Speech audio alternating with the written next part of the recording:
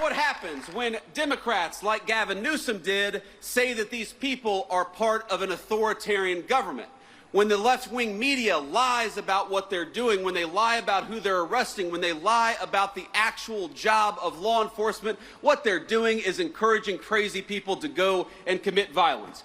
You don't have to agree with my immigration policies. You don't have to agree with Donald Trump's immigration policies. But if your political rhetoric encourages violence against our law enforcement, you can go straight to hell, and you have no place in the political conversation of the United States of America.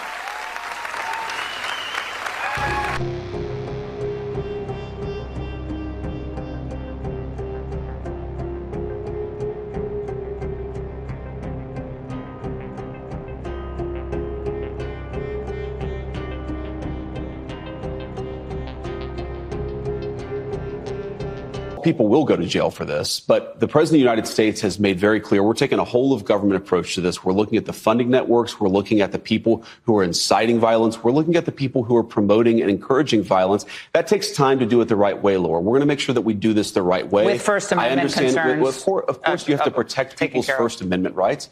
You have to protect people's free speech rights. But the First Amendment does not protect imminent incitements to violence. If you are actively promoting your fellow man to kill other people, that is not protected by the First Amendment, and we have to be clear about that. We have to go after that stuff. Not counting gang violence. Great. Not counting gang violence. Great.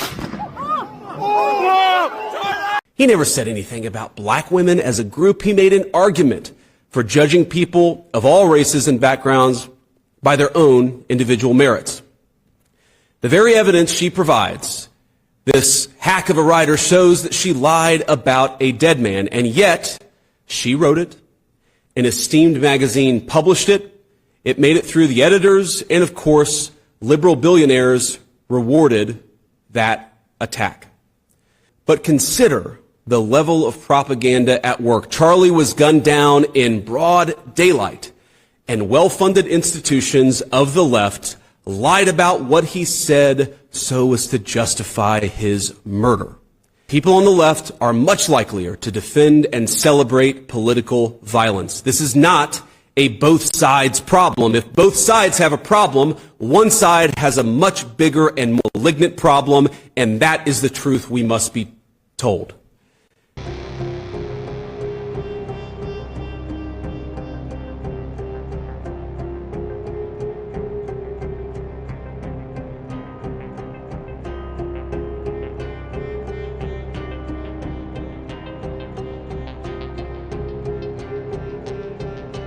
When a late night host is on network television, there is a licensing. I'll give you an example. I read someplace that the networks were 97% against me. I get 97% negative, and yet I won easily. I won all 7 swing states, popular, I won everything. And if they're 97% against, they give me only bad publicity or press. I mean, they're getting a license. I would think maybe their license should be taken away. It will be up to Brendan Carr.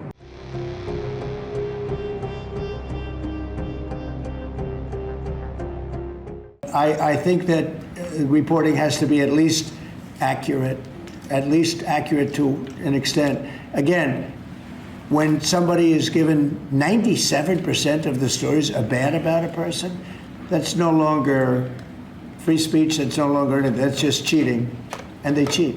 And they become really members of the Democrat National Committee. That's what they are, the networks, in my opinion.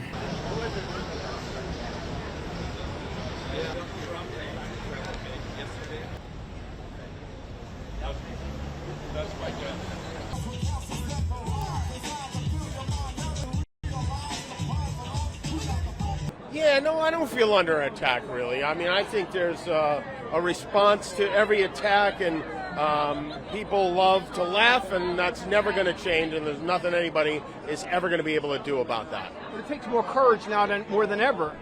I don't know if it's courage. I think courage is when a building is on fire and you go into it, but it's a little more complicated than it used to be.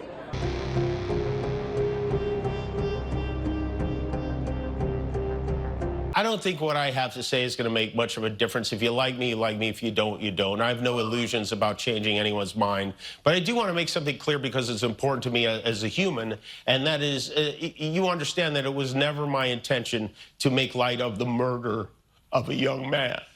I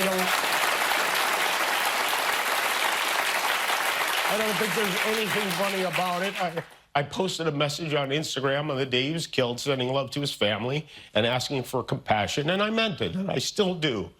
Nor was it my intention to blame any specific group for the actions of what it was obviously a deeply disturbed individual.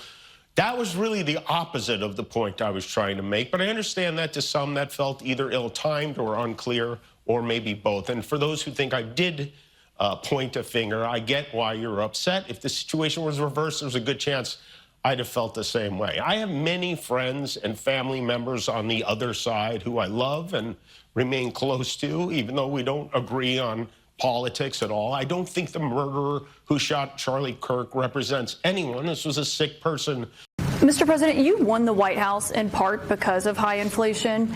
If your tariffs make prices go up... Excuse me, we haven't asked you to speak yet, please. Right?